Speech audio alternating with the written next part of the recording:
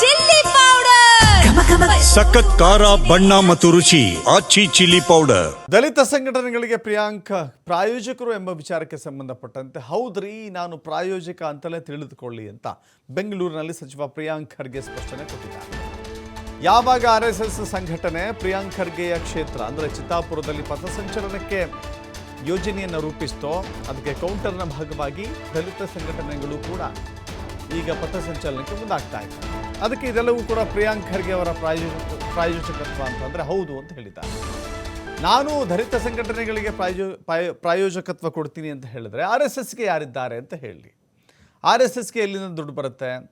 ಬಟ್ಟೆ ತೆಗೆಯೋಕೆ, ಬಿಲ್ಡಿಂಗ್ ಕಟ್ಟೋಕೆ ಎಲ್ಲಿಂದ ದುಡ್ಡು ಬರುತ್ತೆ ಅದನ್ನು ಕೂಡ ಬಹಿರಂಗಪಡಿಸಲಿ ಅಂತ ಹೇಳಿದ್ದಾರೆ.